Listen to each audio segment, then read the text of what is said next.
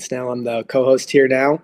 We're brought to you by Chinook Seedery. They have amazing flavors: cinnamon toast, dill pickle, Parmesan pepper, original lemon pepper, jalapeno ranch, barbecue, and hatch chili. They're phenomenal seeds. Go use the code, the Skippers View out there to get 10% off your next order. And this is episode 190, so let's get into it here, guys. Jack Caglianone, one of the most hot prospects that we've seen in honestly in a long time. Royals finally called him up. He was slashing 322, 389, 593, 15 home runs and 56 RBIs in only 50 games between AA and AAA this year. Was just absolutely tearing up the competition. And I know it was literally his second at bat this year. He had, I believe, 112.9 mile per hour ground ball and already gave him the fourth highest max exit velocity on the current Royals team. So I'll start with here, Brett. What are your thoughts on the Royals calling up Jack Caglianone? Dude, I think he's a sure thing. I love how we didn't even get to congratulate him on his new position as co-host. You jumped right into it. But Hagen, you did good, bro. Thank you. Didn't break character. I love it. Yeah, Hagen's the new co-host. Congratulations, man. We're super happy to have you there. As for Jack Caglianone, dude, like everyone said it, he looks super comfortable in his call-up. He had a liner out to center field. I think it was 109 miles an hour or something like that off the bat. He's a stud. I think he's going to really help them. And like the Royals are doing like overall, we don't have to jump into the Royals, but like, look at them. They're doing the right things pitching wise, right? They're getting the most out of their pitchers. They drafted Bobby Witt. Vinny Pasquantino, I think, is going to come around and be like, hit his potential at one point. We all know he's got a lot of talent. And then they still have Salvador Perez. Maybe they make a trade at the deadline. Maybe they go get Cedric Mullins from Baltimore. Who knows? With Caglianone, it's the right time, and it's a good time to call him up. Let him get some MLB at bats, and let's see what they do at the deadline. But I trust in the Royals right now. Why not? Ethan? I mean, I think Jack Caglianone at one point had more home runs in a week than the entire Royals outfield did the entire season. If that doesn't kind of prove the impact that Jack Caglianone already has at the MLB level, I don't really know what does. This is a Royals team that has Bobby Witt Jr., who is going to be, a top 5 player year in and year out, and is probably going to be the best player in baseball in the next several years once Aaron Judge retires. Vinny Pasquantino, I think since the beginning of May, is hitting over 360 with a couple bombs. He's been unbelievable. Salvador Perez is still kicking. They're getting production all over the rotation right now. And Hagen, shout out you for that blow up tweet about Jack Caglianone's exit velocities. And this is a guy that's taking C swings and he's hitting the ball 105 miles an hour. It's unbelievable. It's almost viewed as like a lefty Aaron Judge at this point with the power that he's able to generate. It really is ridiculous. And the tweet I put out there, it was just his first 3 at-bats were a 98.4 mile per hour line out that Victor Scott made a tremendous play on. 112.1 mile per hour ground out that Arenado, you hit it to one of the best third basemen of all time defensively. And then a 96.9 mile per hour ground out.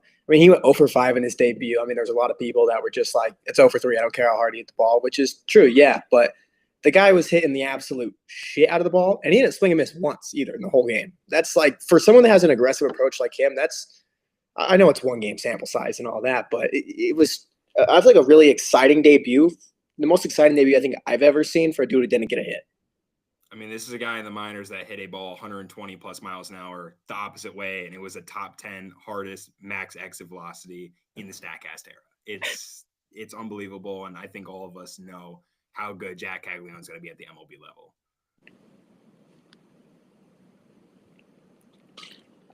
All right, the next we got here on is Paul Skeens now. He went 8 innings the other day, allowed 1 run, 3 hits. Pirates lost the game. This season he's got a 2.05 ERA, and he's got a record of 4-6. He's officially, in my opinion, he's the new DeGrom, where he's going to go out there and he's going to give you 1 run. If he gives up 3 runs in 7-8 innings, that's a bad start by his terms now. And he's going to go out there and he's going to get no run support. I think the Pirates are like 4-8 or 4-9 in his starts that he pitches in this year.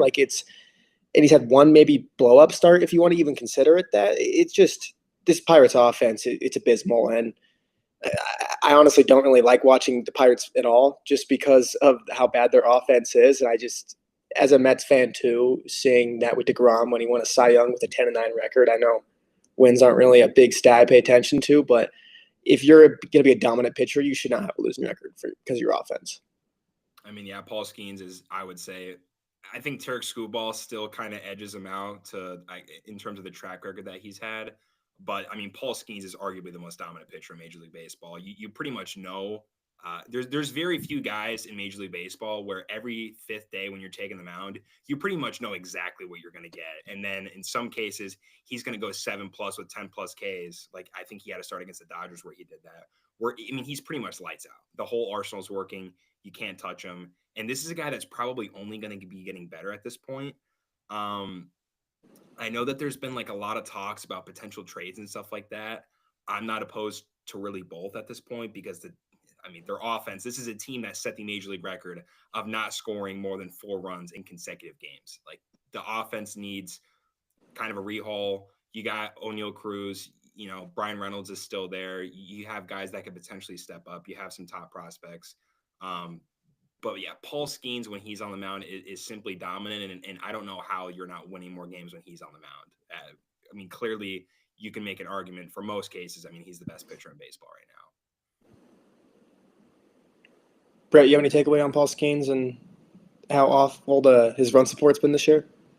Oh, yeah. I'm going to be saying it for the rest of the season. Why is this guy not being compared to Jacob deGrom of the Mets? He is the new Jacob deGrom. He's an elite pitcher, elite stuff, arguably the best of his generation at this point already. Like, think about this. When Paul Skeens is like 28 years old, tell me what's stopping him from getting better and better, right? He's already an elite talent. He's up there pitching wise. And it sucks. The Pirates need to get help. I'll give them.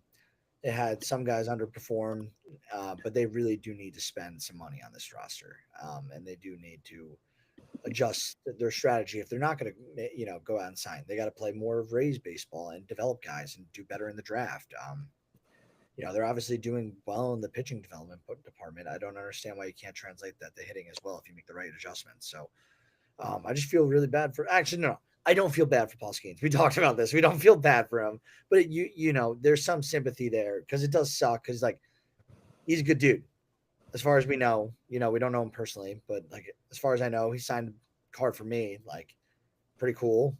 I have nothing bad to say about him. Yeah, we can move on though.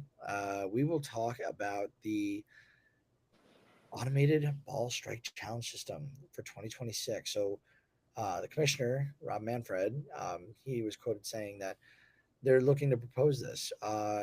Guys, I don't know if I have a real hot take on this ABS system. I know I probably should. I don't. It seems like a lot of people complain. It seems like something that's going to fix what people complain about.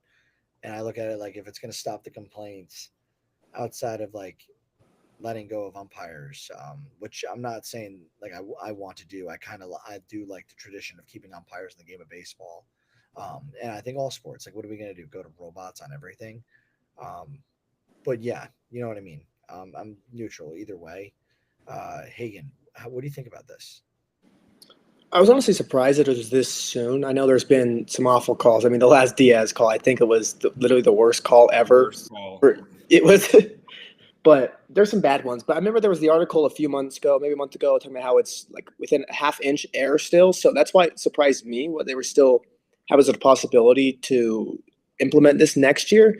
But my main thing is, I love umpires. I will absolutely hate the idea of a full automatic balls and strike system. I like the challenge system a lot, though. But I do know that once you go to a challenge system, they just put you one step closer to ABS. And I just think that a lot of fans just want these robot umpires, but they're going to be getting upset when one seam clips the corner and it's called a strike. Because that's how it works right now on the ABS. And you're going to see fans do that, and they're going to start complaining about that. So I just think no matter what happens, fans are still going to complain about it. But I do like the challenge system. And actually, it's kind of like a strategy to it too. Because if you use it and you lose your challenges, then if you can bring up on an awful call in the ninth inning, eighth inning, you can't challenge it. So you got to kind of save them a little bit. So I like that aspect of it as well. Yeah, I mean, I definitely agree with. I think it's definitely rolling out earlier than I thought. I was thinking more like, I don't know about you again, like maybe like 2028, Yeah, I 2029. was thinking 28, 29. I didn't think it would be this soon. And one thing that I don't think gets talked about a lot with the ABS system is think about how many defensive catchers would be jobless if it was just completely automated. Would a guy like Austin Hedges still have a job, being one of the most elite pitch framers we have seen over the last 5 or 6 years? And I think you have to take into account also just the naturalness of baseball. I think removing umpires in general, if it was a full ABS system, would be the wrong way to go about it. And I know that some of you guys watch college baseball. One thing that I do like about the broadcast, they don't show the strike zone. So it's not constant, bitching about calls and bitching about this. You're able to, I think, enjoy the game more and not construct the umpires as much. And as much as the ABS system would help, there are plenty of people watching where a bad call has gone in your favor and your team has won the game. So I think more than likely it balances itself out. I definitely would be super opposed to an automatic ball strike system. But yeah, I just overall surprised that it would be implemented this quick in Major League Baseball. And I think you brought up a good point too about the TV strike zones, because I think a lot of people just assume that that's perfect when it's not a perfect strike zone. It's there to give you an idea. Like it's there, which is like you can see the idea there, but they think if it hits the box, it's a strike for sure. Or it's like whatever.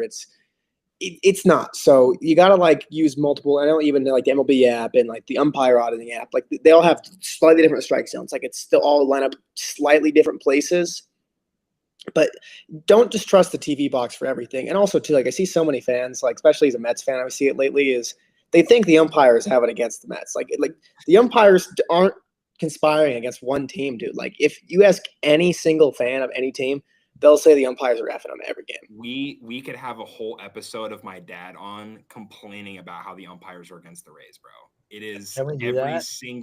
every single game complaining that they're against the Rays. They have something out for them. And like I said, I think that's just the beauty of like not being able to see the strike zone all the time. I think one, like Hagen's point, if you are watching a live game, and I know that some of you guys are like, maybe like I'll check the MLB.com app. The MLB.com app and Baseball Savant at times are totally different. There's times where Savant will call it a ball or a strike. So I think even before it gets rolled out, I think there has to be a very consistent zone. And some of even like the auditing pages on Twitter and other websites, the zone is all over the place depending on the hitter. So if it is going to get implemented, and it seems like it probably is to an extent, I definitely want there to be a very universal and, confined and constructive strike zone, because I think if it's inconsistent, I think it would cause a whole lot of issues to begin with as well. 100%. I mean, it just seems early too, with knowing that there was inconsistency that we knew of as of at least a month ago. And I don't think you're really going to fix that just in months' time or whatever. No, not at all. And like I said, I think even before we get into our next topic, I think too, for defensive first catchers that are great at framing and game calling, I think some of those guys would be out of the league if it was fully just automated. I think there's an art in framing. I think anyone who's played baseball could watch compilations of just framing pitches. I think it's one of the best arts in all of professional sports, let alone baseball. And I think that's something that has to stay in the game, because it is a skill that still needs to be there. And I think it would be, just completely taken out of the game if it was just a fully ABS system. There was still an umpire behind the plate, but they had an earpiece and they were telling them what pitches to call. So I'm not opposed to challenging pitches and stuff like that. I think it's the same thing of when the replay review system was a thing. There were people that were for and against it. This is definitely more polarizing of a topic. But if it was limited, it was, balanced and good on both sides for fans and for the game. And it allowed defensive first catchers to still keep their jobs in terms of framing and being defensive first catchers. I think it would be a good system. Well said. Well said. Ethan, I'm going to let you take this one. Junior Caminero. I mean, I don't want to glaze the dude too hard, But ever since he's been working with the hitting coach from the Dominican Republic, I mean, this guy has legitimately been one of the best hitters in baseball.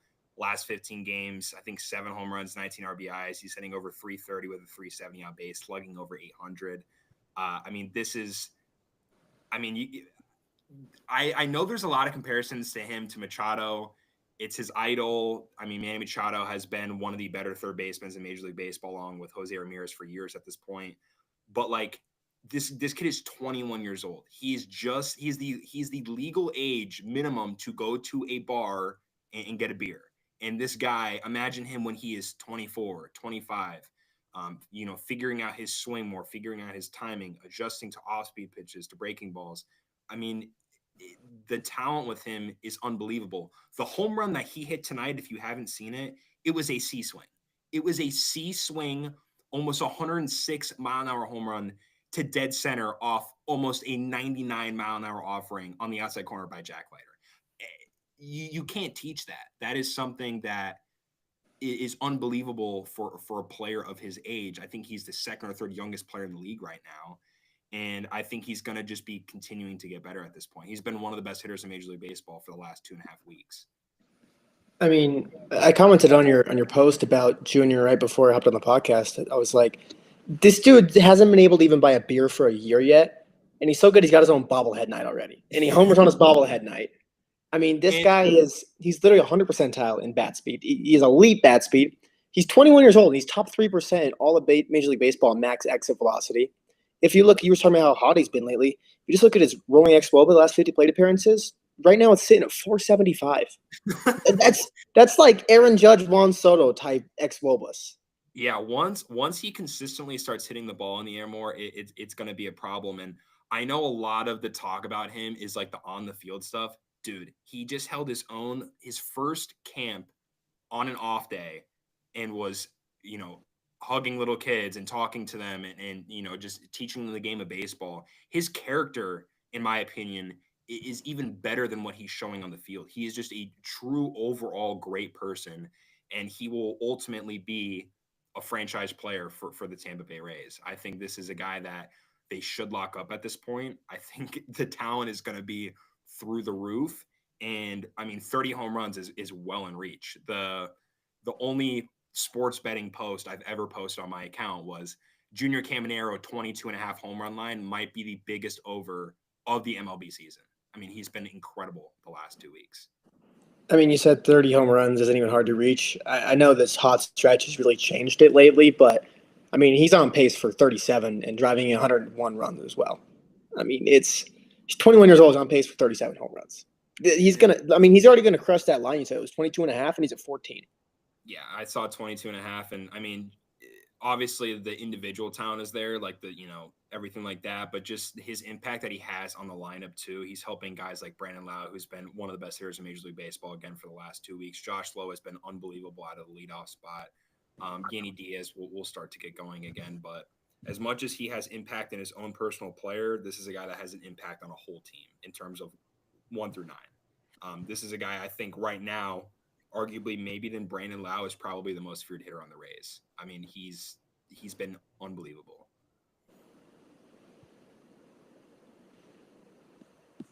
Dude, Caminero he's a gem, dude. Tampa struck gold with Caminero. I have nothing bad to say about him either. He has been flawless. He's a top 100 fantasy player already. He's 72.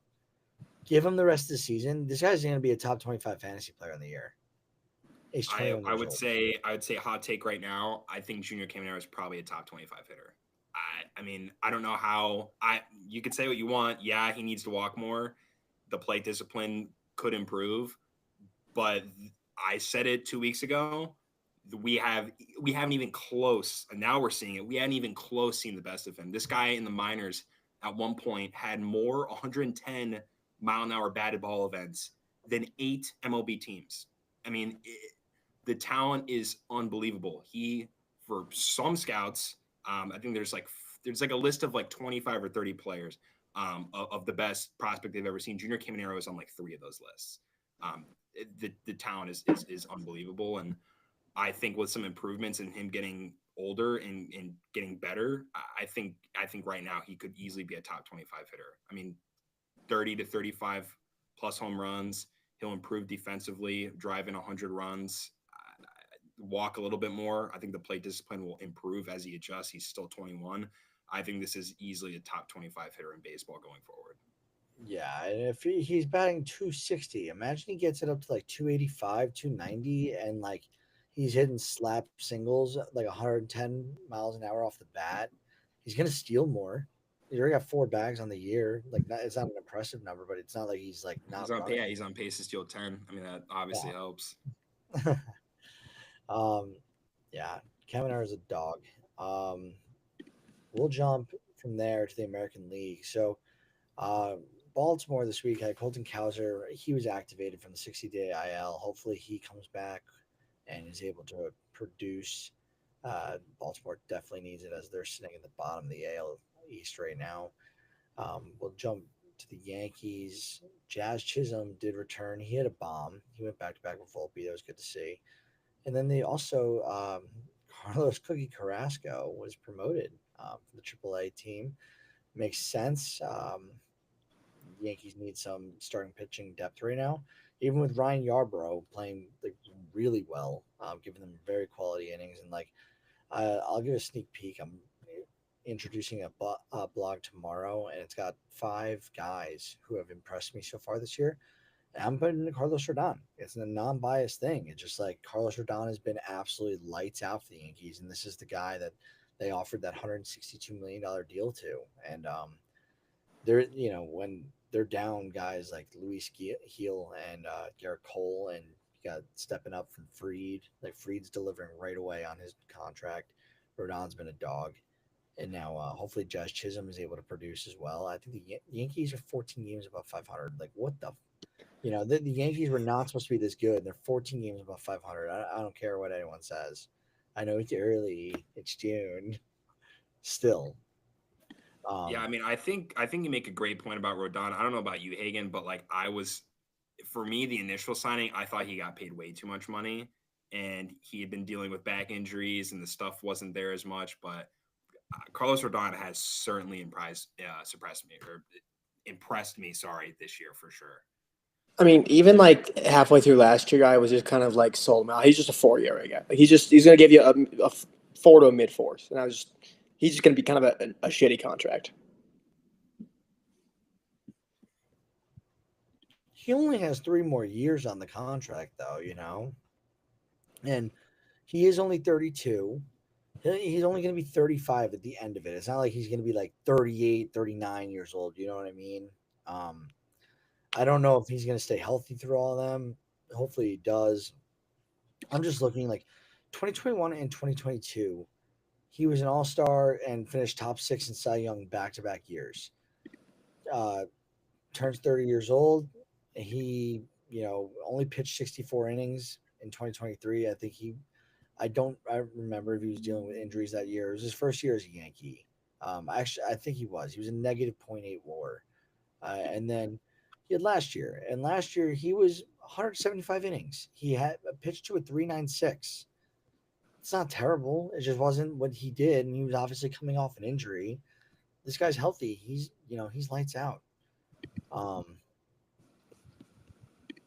I'll stop gossiping about the Yankees, though. Is there anything, Ethan, you want to bring up about Tampa Bay? I mean, they just been playing some great baseball recently. I mean, obviously backed by Junior Caminero. Bullpen has been looking a lot better, and I mean, Ha-Seong Kim is doing a rehab assignment right now. He'll be back very soon. And Shane McClanahan, I think a lot of people sleep on Shane McClanahan. This is, I think, at his peak. I would say a top 10 to 12 pitcher in Major League Baseball when he's healthy. And when you're getting Ha-Seong Kim has finished, I think it was top 10 or top 15 in MVP voting 2 years ago. Can play anywhere on the diamond and he crushes lefties. You can hit him out of the leadoff spot. If he can post good DRS numbers with like a 105, 110 WRC plus, get better production out of shortstop, and you plug in an ace back, and then you have a guy like Yandy Diaz who hasn't even got going yet the last couple weeks. Junior Caminero has been very impressive. Josh Lowe has been impressive. Brandon Lau, like the team is very, very good. And I think I know they were 8th in the power ranking for BR. But I think this team is like I said on the podcast a few weeks ago, this team is capable of playing a lot better baseball, and we've been seeing it the last 2 weeks. Yeah, the last thing I'll note, and like I'm not trying to be like a biased Yankee fan here, but Boston right now is 30-34. They're 9 games back in the division, and I was just looking around. Their last 10, they're 3-7. They're 17-16 at home, 13-18 away, and 15-19 against teams that are better 500. So they don't win against good teams. They don't really win on the road, and they split at home. What does that tell you? I think it's just inconsistency with the pitching. We they need to go get some pitchers, I think. I think they have to. I mean, I think early on it seemed like, all right, call up Roman and you can kind of get that spark now. But then I feel like what spark is Roman Anthony gonna like? I know he's clear number one prospect in all of baseball, but I feel like at this point it's more than just call up Roman Anthony to kind of fix this thing and get the ship steered in the right direction. Because we've seen Tanner Houck has had the 2 worst starts of maybe the last 2 years this year.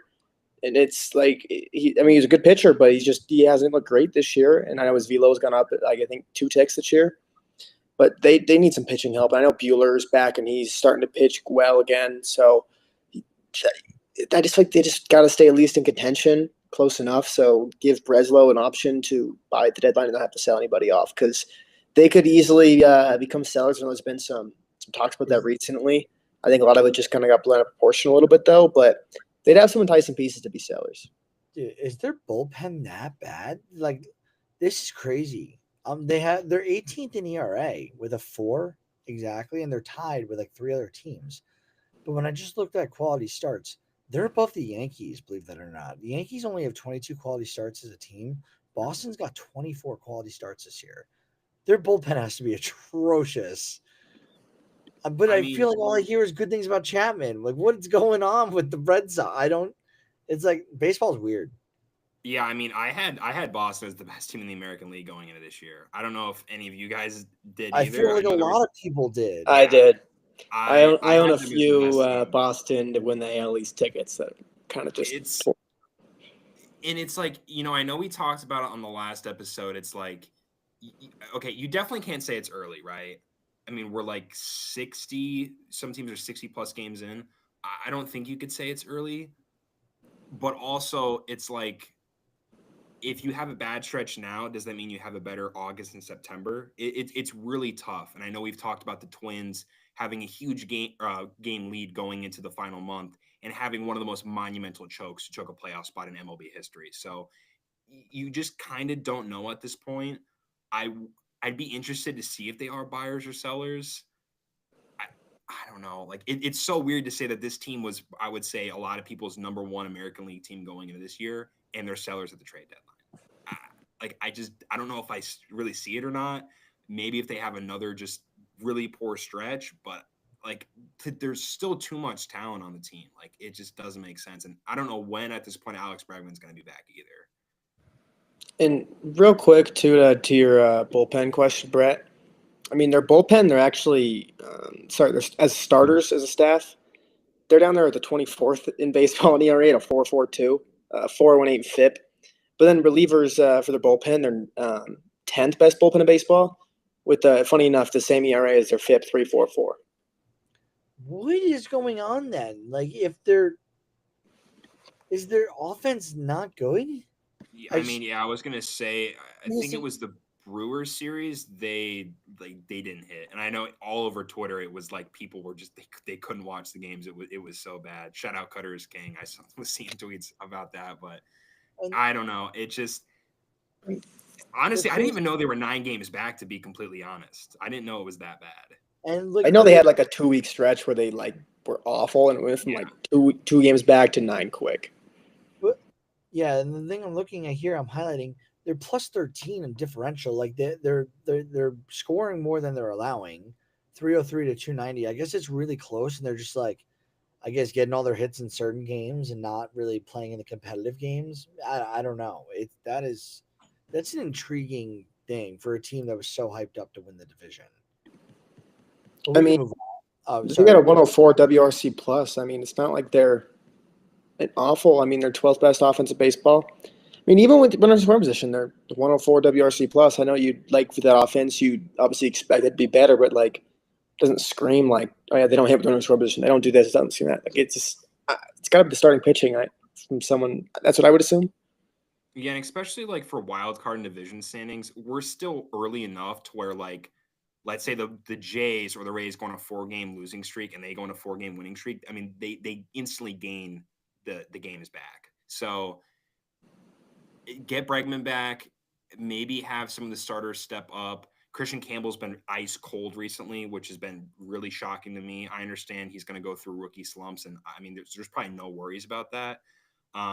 Maybe get a spark for Roman Anthony, but at the same time, this guy is extremely dedicated to his craft and wants to be very ready when he gets called up. And I know that there's been multiple sources saying that that's the case with that. But like I said, if they start playing some better baseball and some of these American League teams skid, they can definitely gain some ground and try and add some pieces. But I just don't see them as sellers right now, only being 4 games under 500. I think it's still too early on to say that. No, I don't think they're going to sell. I think they just have to they have to make some adjustments for sure. Well, let's move on though to the Central. I don't have a whole lot with the Central. Obviously, we talked about Caglione getting the call. Uh, the Tigers have been utterly dominant. Cleveland is obviously, as always, sneaky good. You got the White Sox who stink, and then I actually with Detroit, I will mention Parker Meadows came back. He was dealing with like nerve discomfort in his upper right arm. He was activated from the 60-day IL. So super talented. I didn't realize how big he was until like preseason when I was looking into drafting him. He's like 6'4", 6'5". Dude, He's a big boy. Parker Meadows is an absolute beast. And also, before we move off from the Tigers, you got to shout out Kerry Carpenter's 3 home run game. I mean, Kerry Bonds went absolutely nuclear. Kerry Bonds, I love it. He went nuclear. Oh, dude, he was like also before the season. Dean was really hyping up Kerry Carpenter. He's like, dude, he's like, why don't people like him? And I was like, dude, I think he's just like he's not a name. You know, it's like people love names when drafting. It's like, oh, I'll take Nolan Arenado. You know, I don't know how you guys draft. There's definitely some name value that'd be there a little bit because and just his splits against lefties have always been abysmal. So like that's one thing that people turn away with him. But I mean, he played in I think not even 90 games last year and hit 20 home. Like I mean, the power has been unbelievable. And I mean, we're seeing it again this year. I'm just trying to see, is there anything? Twins, they win at home. They don't win against good teams, and they don't win on the road. We'll jump to the AL West. It happened, guys. The Houston Astros are now in first place. We knew it was going to happen. This is kind of crazy how they're still able to do it with all the injuries and everything that's been going on with them. What the blows they've been dealt, and they're 33-28 with a game lead on the Mariners in the West. Hagen, what's your take on the Stros right now? Do you think they're legit? I think they got to be legit here until they prove otherwise. I mean, we even saw it last year. They struggled out of the gate. They were just kind of muddling around 500, I feel like, for a little bit under 500. And then it was around probably this time last year, they really started to pick it up. And then even last year, going to the playoffs, I thought they were the best team in the American League. I was very high on them to go to the World Series and even win it. Obviously, Detroit ended it last year. But, I mean, Houston's doing this. Like, I believe Jordan's not even back yet. And he was playing. He was like a 60 WRC plus guy. Like, he was playing awful for his standards. I mean, Lance McCullers is looking phenomenal lately for him. And you didn't really know what you were going to get out of him at all. I know the Wesneski news sucks that he's going to go down. But, I mean, Hunter Brown is turning to an ace this year. And it's going to make it easier because I don't think Framber is going to come back following this year. But, I mean, dude, Framber just tossed an 83-pitch complete game shutout. I mean, everyone is rolling on this team right now. I mean, Isaac Paredes, like all us data nerds that love all the Crawford box, and he's doing this pull air. Like it's working out exactly how we all thought. I think he's got like a 132 WRC plus last time I checked. he's killing it. He's got like three WAR already, I believe, too. Jeremy Pena is a sneaky sixth best WAR in all of baseball right now. He's on pace for a 7-win season right now. That's absurd. And yeah, that's with Christian Walker starting to heat up. And I will say, shout out, I think all of us on the last podcast, when we were asked about that question, that they would surpass the Mariners.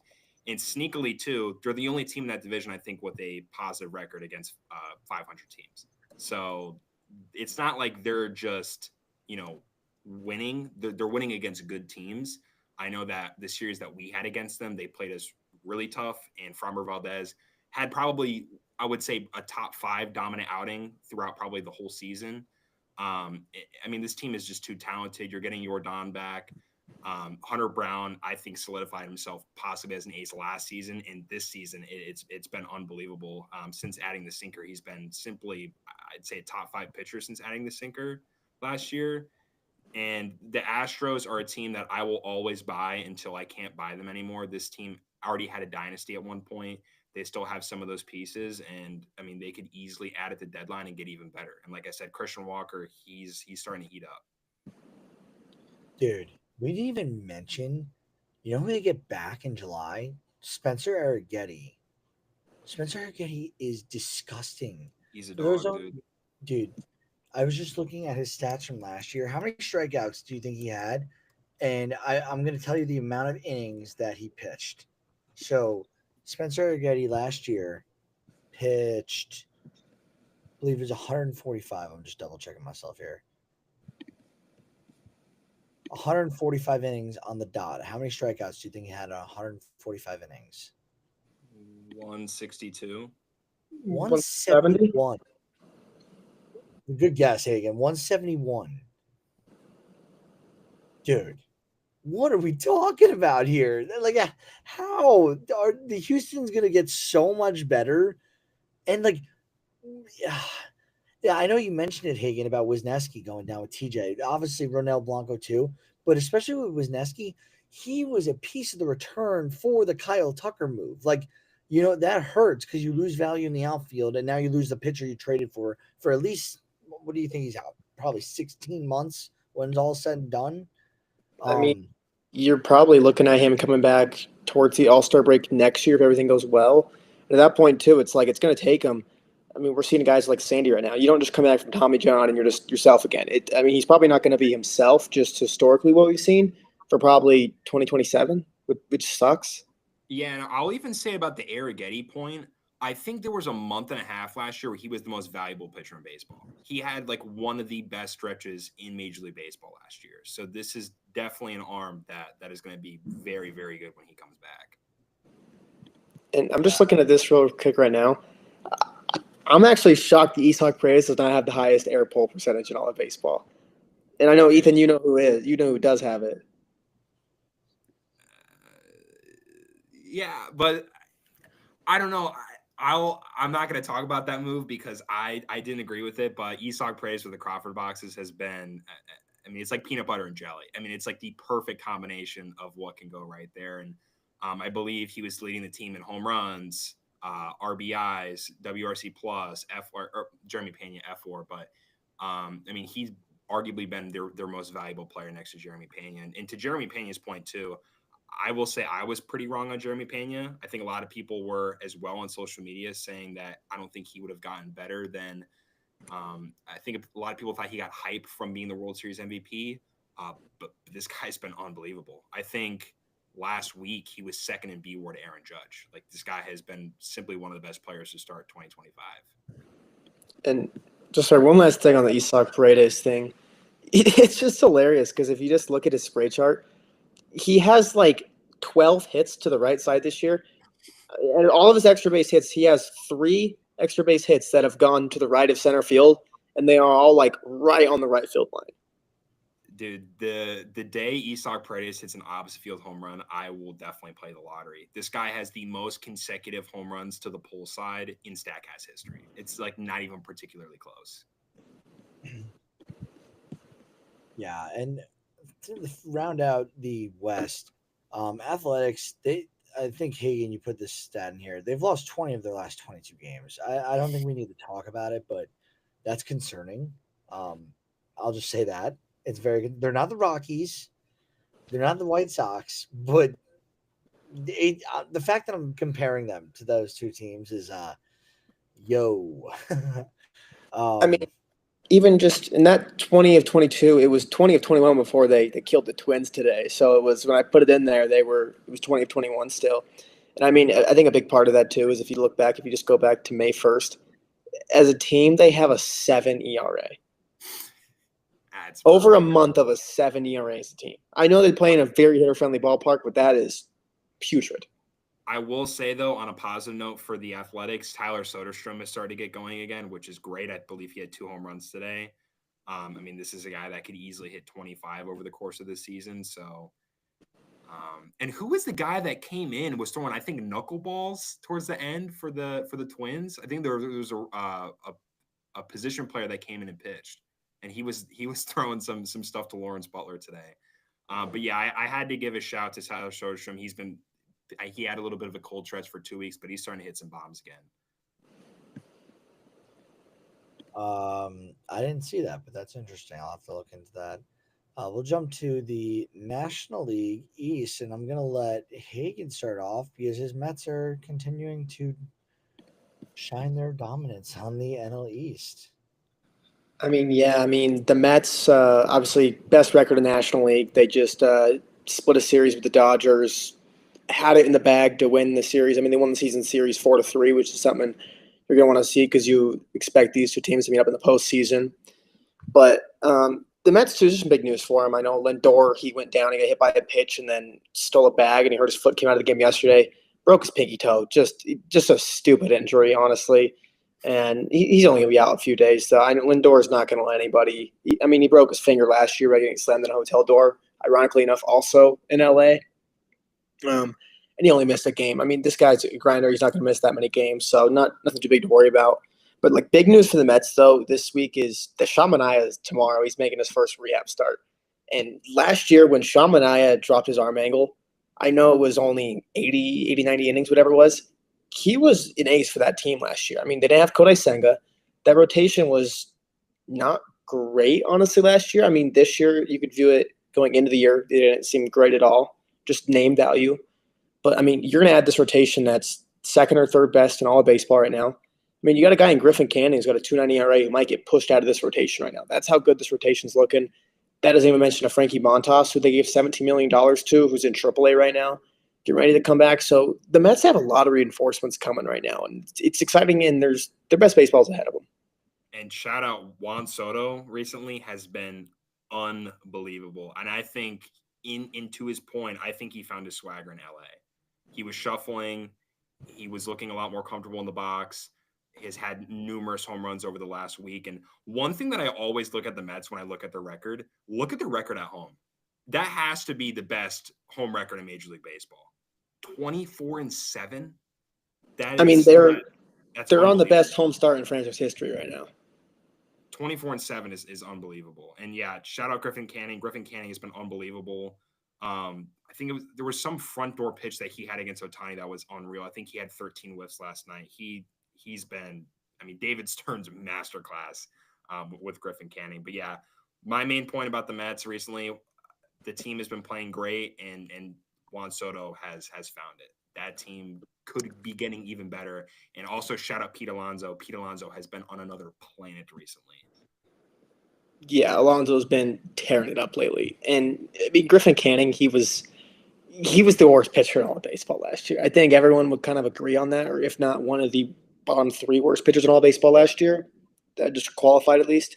Dude, he's got 12 starts this year. In 9 of those, he's allowed 2 runs or less. He just shut down the Dodgers, man. He just went 5 innings, 6 innings, 3 hits, no runs against the Dodgers. Come on, dude. That's Griffin Canning. He's on a $4 million deal right now. I don't think Mets. I would say to an extent, some of the Mets fans that looked into his data and throwing less four-seam fastballs expected this to an extent, but I don't think a 2.9 at this point will, arguably being, other than obviously Kodai Senga being probably the best pitcher on the team. He's been unbelievable. I expected him to be pretty solid, but I expected him kind of just be like a 5 innings eater. Give me a 4-2, and I will love that. Yeah, right. 100%. I was going to say like a mid four, eat some innings, definitely improve on last year, but a 2.9 over the course, he's been incredible. And I also do want to just highlight the Atlanta Braves real quick as well. I mean, Ronald Acuna is back, and he's been on fire. Exactly where he was when he left off. I guess not even left off, but back with MVP numbers. I mean, that's 181 WRC plus in the 12 games or 11 games that he has back, not counting today, obviously. But the Braves, I thought this was going to light a fire underneath them when they got him back, and I know Strider, I think, was a day or two before or after him. I mean, dude, they're 3-9 since Ronald Acuna came back from this injury, and I know it's talking today about to Jeb. It's like they might be sellers, man. Like it's maybe not a full on sell, but a retool in a way. But I just don't know when the Braves. As a Mets fan, I'm always terrified of them, and I look at that roster and I say that's the second best roster talent wise in all of Major League Baseball. But I just every day I think, okay, they're going to turn around. I think I said that on the podcast for probably a month and a half now that the Braves are going to turn it around here soon, and it never has happened yet. And as a Mets fan, I love it, but at the same time, it's frustrating because I was all in on the Braves this year. Yeah, I mean, I think it's crazy too. Is like the Nationals just jumped them in the standings. Like They did. that. Yeah, they're the Nationals are ahead of the Braves in the standings right now. Oh, geez, I didn't even. That's something I definitely was not expecting. I just like really quick want to touch on the Nationals. Like, dude, this team is one of the most fun in Major League Baseball. If they can improve the bullpen, they're getting guys back next year in the rotation. Like, this is going to be, I think, the bridge year for the Nats to go out and spend some money. And you're seeing a guy like James Wood, who's been simply will probably finish top 10 in MVP voting this year. He's been that good.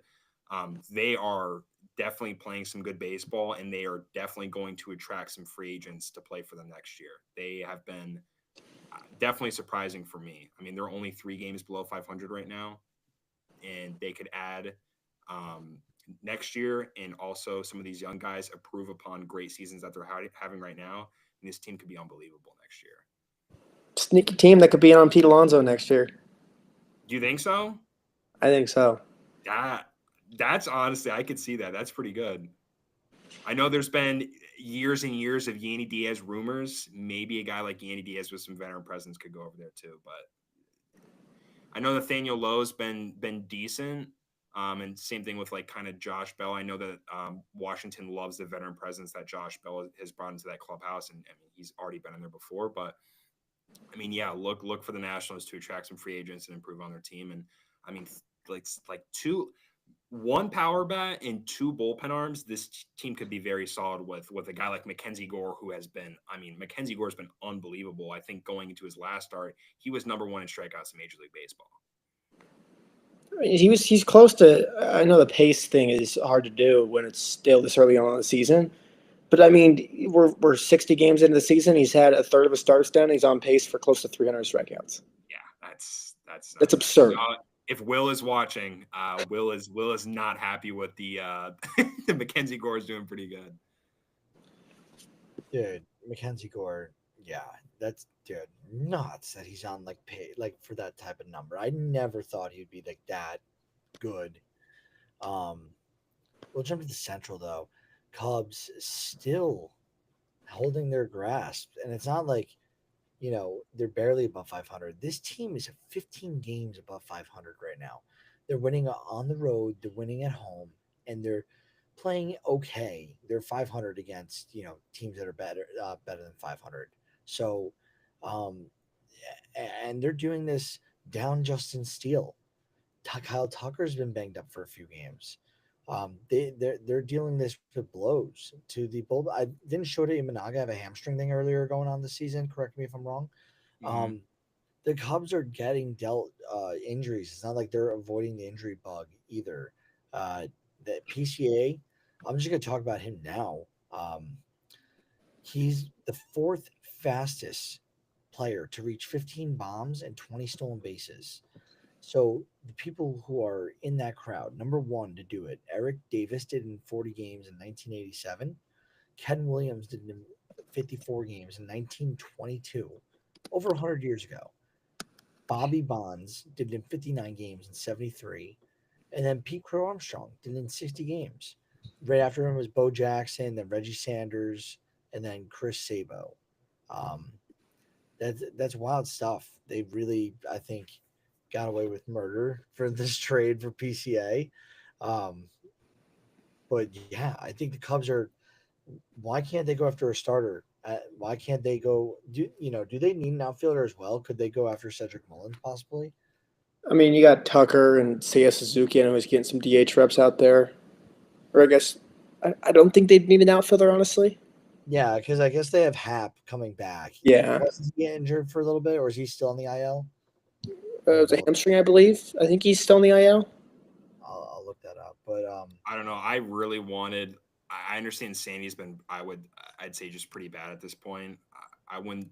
I wouldn't be too worried because guys do struggle off, coming back off injury. But I wanted the Cubs to get Sandy Alcantara. Like I thought that would have been a fantastic move for them to kind of put them over the edge. I don't know what the trade value would be looking like right now, but if they can add one solid arm, because I mean I don't know how long Jamison Tyon's going to be able to just keep like kind of carrying the rotation to an extent. But if they can add one more arm and I mean, shout out Eric Davis in 40 games. That was incredible when you were reading off that stat. I was just like, there's 15 and 20 and 40 games is unheard of. But yeah, PCA too. Yeah, that's 60 games for sure, but 40 is crazy to get to that number. And shout out PCA too, hit another home run today. I know that there's PCA haters and stuff. I mean, dude, this guy is simply one of the most talented players in baseball. I don't really know how you can make an argument against that. You can look at his Savant and his expected numbers and stuff. Dude, if this guy hits at a league average, this is like a easy 6-WAR player every single year. He plays, I would say, the best defensive center field since Kevin Kiermaier. I mean, how many catches has he had this year with like a 50 or 50% or lower catch probability? It's unreal. I think he led when I did the thread on him, he was number 1 in 5-star catches. He was number 1 in 3-star catches. He has a great arm. He runs the base as well. The power to me has been very surprising. I could have seen like a 20 home run year in over the course of his career and stuff. I mean, this guy is well on pace for 30 home runs, and he's playing some of the best defense in Major League Baseball, if not the best defense in Major League Baseball. So this is just a true breakout party for PCA this year. I mean, you're Ian Happ has been back May 19th. My bad on that one. He's been back for a couple weeks. What were you gonna say, Hagen? I'll just say real quick on PCA, to your point, Ethan, on the 5-star catches. I mean, he's got 5 of them so far. Second best Willie Abreu, surprisingly, at 3. But I mean, we all saw the one. I think it was against the Mets, I believe. Maybe not, but it has 0% catch probability, and he became a foot away from catching it. Like he's gonna have these models. Like he's gonna catch one of these. Like he's gonna catch one of these, and the models are gonna have to change. And PCA, like you said, it's 40. I think he had a 40%er the other day, and he was reaching back for the ball. He overran the ball. It makes no sense what he's able to do. I mean, to me, like I said, like just watching him play center field is like he's the best center fielder I think I've ever seen in my life. I know that might be crazy to say early on, but like I don't think so. I think he's already the best center fielder I've ever seen. I mean, he's like you said, he's a 6-win player if he's a league average hitter. I think he's exactly what I always have wanted to see from Patrick Bailey do. I just always want to see Patrick Bailey. Give me 100 WRC plus, and I want to see what WAR you put up. PCA is giving you a 125 WRC plus, and you're saying he could put up 10. Yeah, I mean, I think PCA's WRC plus. After he hit the home run, was like 145. I mean, the dude's unbelievable. And I know there was a lot of people that he was like, I would say a buy low going into this year because he was really disappointing, and a lot of people did have him as like a breakout candidate. But I mean, I don't think maybe even himself. I don't think anyone expected him to be this good this early on. I mean, he's second in WAR to Aaron Judge. He's approaching 4 WAR. I mean, this guy is incredible. I think he came in today with 3.6. I mean, it's simply just one of the best talents in Major League Baseball right now. Will the hitting regress? Possibly. A lot of people were saying that 2 weeks ago. I mean, he's still consistently hitting the ball extremely hard. Even the home run to dead center today, swing is super impressive. Like the power that he's able to generate from his frame, to me, like doesn't even almost make sense at points. Like he's driving the ball extremely hard. And just looking at his frame, and I just didn't expect him to have 16 home runs at this point. I mean, he's the best fielder in baseball. If you want to argue Patrick Bailey, I think you go either way with that. But I would probably go PCA at this point. But he's the best hitter in baseball, defensive player in baseball, and he's pacing towards a 40-50 season. That's insane. Yeah, it's insane, 100%. Played every single game so far too. Yeah, he's electric. Cardinals playing decent baseball, and I would love, like I mentioned in the last episode, I think baseball is better when St. Louis is good. Brewers, they're doing their thing, remaining above 500. Reds, they're kind of, they're the Reds. And then I didn't know the Brewers were 9-1 in their last 10. Yeah, they've been decently hot. Up to Phillies. Jackson, you know what? Jackson Chourio has been on fire. Yep. Yelich too. I will say, Yeah, shout out Yelich Brett too. on I think 4 episodes ago. Brett was really like, just be patient with Jackson Chourio. I remember there was like some concerns that people were having, but yeah, Chourio the last like 8 or 9 games has been unbelievable. I fucking love Jackson Chourio, dude. I love like actually no, I can't even say that because you love Junior Caminero, but I do love Jackson Chourio. He's like, I was gonna say I like him as much as you like Junior Caminero, but that is a lie. You definitely like Junior Caminero better than I like Jackson Chourio. Yeah, that's pretty much it for the Central. Like, yeah, at least like things I want to highlight here. Oh, Brandon Woodruff, he did suffer a setback, by the way, in Milwaukee, which like again, another weapon coming back to Milwaukee, still 5 games above 500. They're gonna get Woodruff back eventually. He got hit by a 108-mile-per-hour comebacker. Sorry, I said that quick. 108-mile-per-hour comebacker. But I hope he's fine. I just think obviously he's gonna have a bruise. He's gonna have a contusion. What's so funny? The word contusion. No, he's gonna have a bruise. He'll be fine. I will say real quick, just really quick, not even a minute. I did not know the Cardinals were that good against teams over 500. That 2013? Yeah, 7 games above. Damn. That's pretty good. It's by far the best. And I know it was like are the Cardinals just like hot right now? This team might just actually be kind of good. Let's see, Yankees. I'm going through this. I mean, that's a 20-13 against teams over 500. That is fantastic. If the Cardinals are playing this good of baseball still, do you still trade Helsley at the deadline?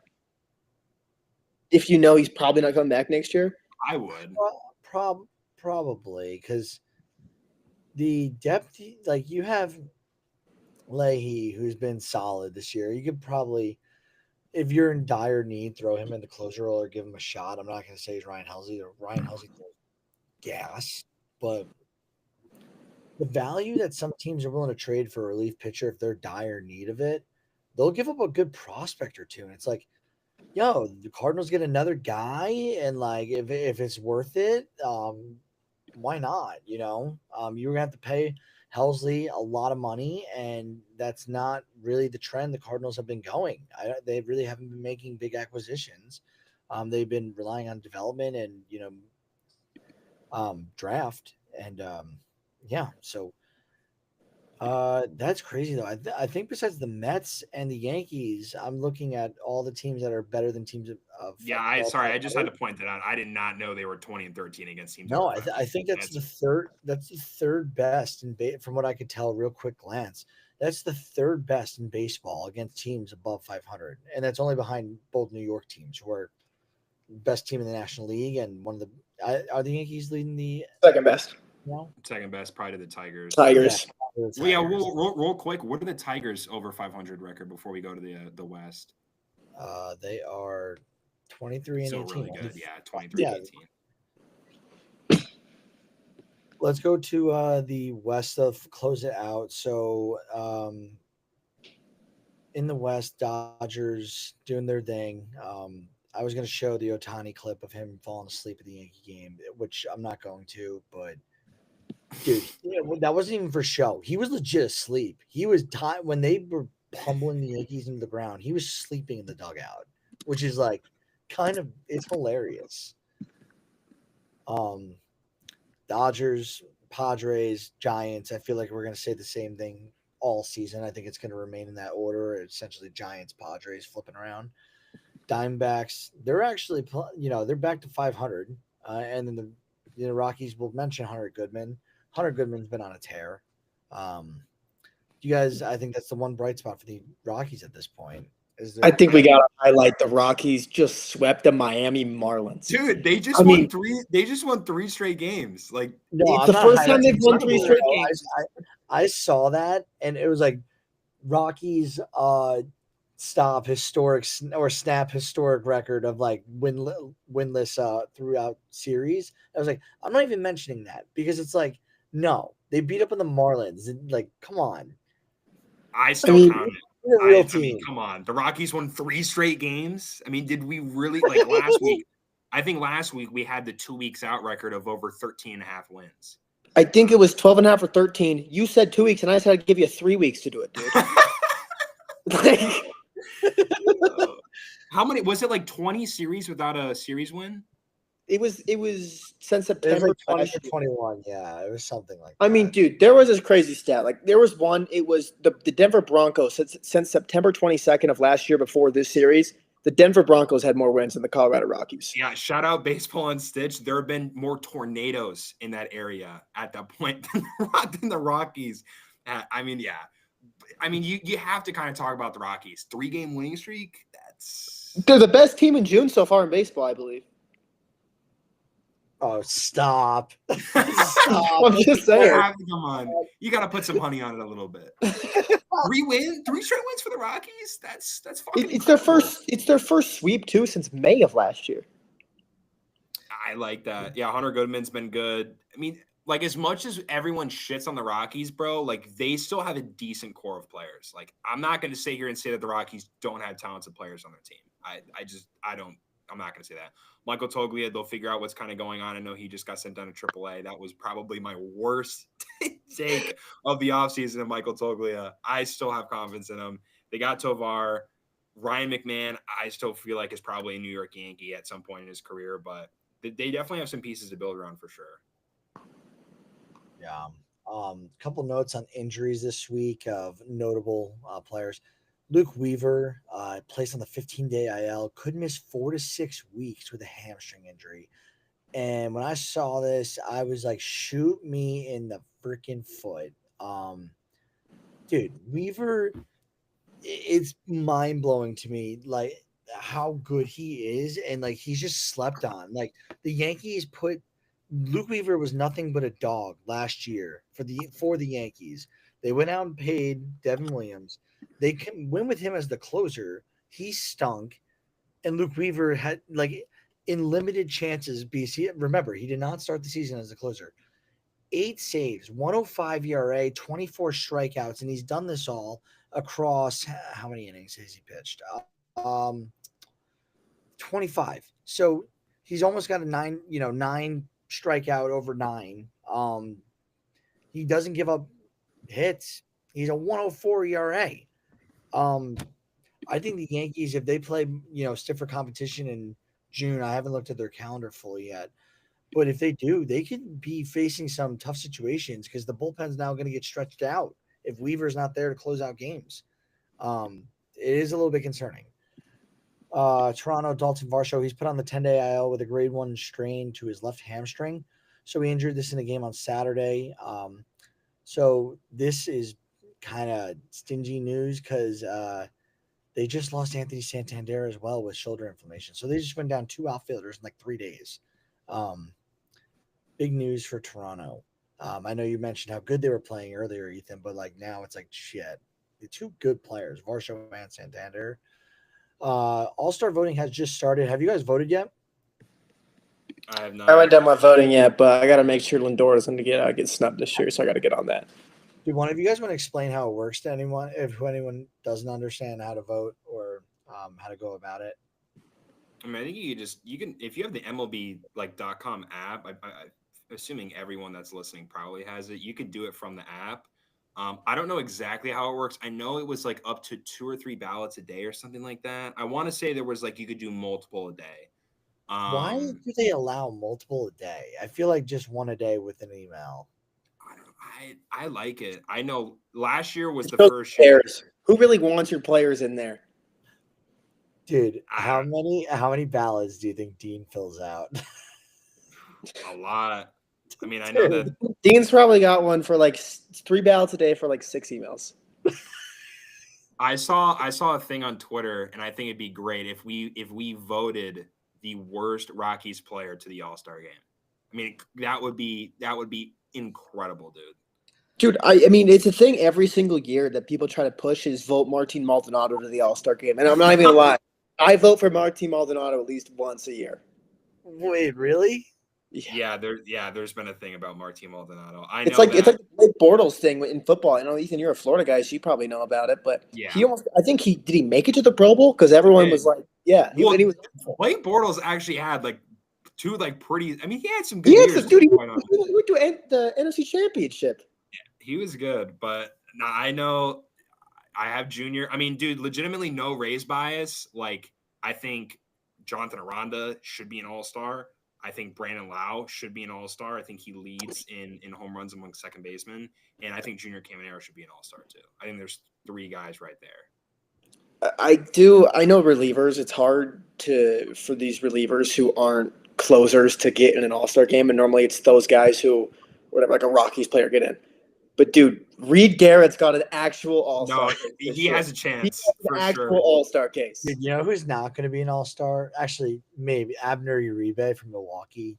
Dude, he's been. Dude, Uribe's nasty, bro. We saw it last year. he The deserves command to be was an kind of all-star. everywhere, but he's a dog, bro. He's good. Definitely a dog.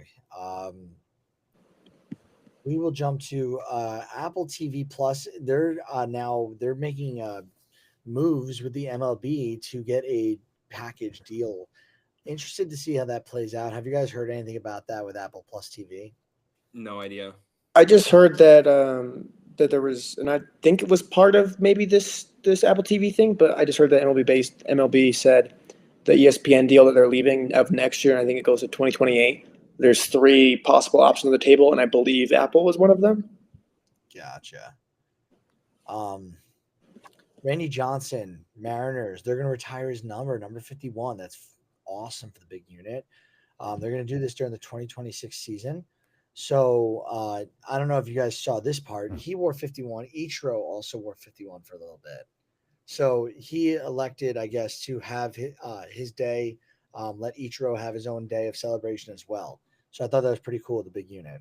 At least that's the way I read it when I quickly highlighted through that. A little sad news. Ellie De La Cruz lost his sister last week. That it sucked. I don't know the whole scope on that. She had, I guess, a long battle with health issues. So really tough to see. He's gonna be out for a little bit, and he's. We're not gonna talk about his season this year about him, but it just really sucks. I will say he did hit a homer right after. I will say that was a very special moment. Yeah, it was a very special moment. Yeah, and he's got to be going through it. He's a young dude, to be losing someone that intimate, as a relationship, that's tough. We'll go to the eye-popping stat of the week. So we were talking good about the Rockies earlier. They are the first modern team in MLB history to lose 50 games before winning 10 games. So Bob Nightingale, only 4 teams have played 55 or more games before winning 10th game of their season. So you have the 1895 Louisville Colonels, you have the 1904 Washington Senators, the 1886 Washington Nationals, and the 1899 Cleveland Spiders. What do all those teams have in common, guys? They were all before 1905. Yes, correct. So it's been 120 years that a team's been this bad to start a season. 120 years. We fought 2 world wars since that time. We've had like how many depressions now? How many pandemics now since the last time a team has done this. Poor Rockies fans. Pour one out for them. Was Babe Ruth even playing by 1904? Wasn't he like 1908? Like He was that's playing. before Babe Ruth era. He was playing in the 20s and 30s for sure. Because he was part of Murderers Row. He let's see. His first year was 1914. His last year was 1935. 10 years before. 10 years before Babe Ruth. Dude, played.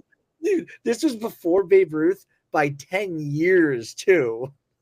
I feel bad because like I've listened to other podcasts talk about the Rockies, and they're like, well, we don't really know like how else to put it anymore. Like you can't even be like positive about it. Other than, I mean, like I said, a 3-game sweep, that's crazy.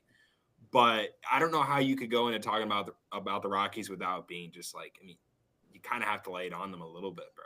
To be completely I mean, honest. I was listening to when they were playing the Mets. I watched the Rockies broadcast for the game, and dude, it's just you can just tell they're the worst team in MLB history just because the announcers are sitting there like before the game. They're like, they're playing better. They're having better at bats. They're playing better as a team, but they haven't gotten the results yet.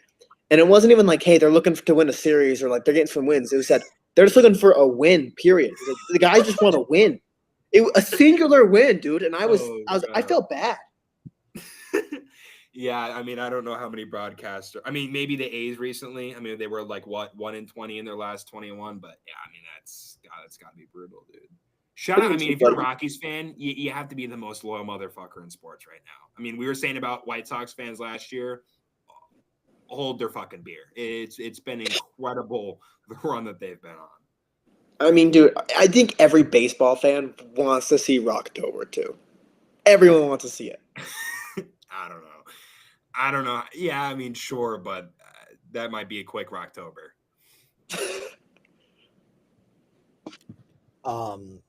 That's it for me. Unless you guys got anything else to talk about. Don't let my war team get hot. Josh Lowe's back. Lowe's back. Jazz Chisholm's back. Colton Cowser's back. Mike Trout's back. I think every single one of those guys has hit a home run recently. So yeah, you do have a lot of room for improvement, especially because like Ketel Marte missed games earlier this year. Trout definitely was out for a little bit. Jazz Chisholm as well. Cowser. Wow, your team was banged up. Yeah, don't let me get hot. Don't let me get hot. Dude, my team is like, oh, dude, I just realized I have Alex Bregman. Oh, no. That's so bad. Isn't he out for like 60 games at least, they said? They said, I don't even know if they gave time. I think they said a long time, a while. I think they compared it to last year when he was out for like 2 months. You know what, though? I got Jason Dominguez. I got Ivan Herrera. Brendan Donovan's looking really good. He might be an all-star. Marcell Ozuna. My team's pretty solid up and down. But, dude, Ethan, your team's kind of like disgusting in this league.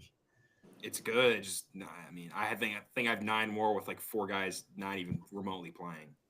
And I think even from draft day, we're like, Ethan's team, if he stays healthy, he wins it. Yeah, I won't win it, but I mean, you got to say, I got PCA in the 4th, 5th round of that draft. That's crazy. That's you also got Mason Wynn in the 5th, who's almost like he's probably north of a 1.9 now, but his last WAR that we recorded was a 1.9. You got PCA in the 5th round? That's incredible, dude. I took Patrick Bailey in the 3rd, I believe. Yeah, that was criminal. That was criminal.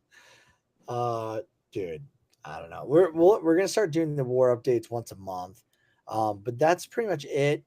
Keep following the newsletter. If you don't, subscribe to our website, and you get all of our blogs on everything baseball. We cover things from Yankees, Mets, all the way to college. Will's done a really good job with that. We got some betting going on there with Greg Monroe.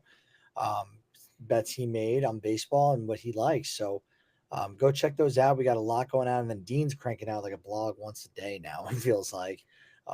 Ethan, you've been cranking out a few this week too.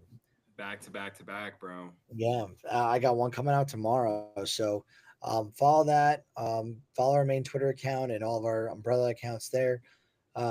Thank you for listening, and we are out. Bye.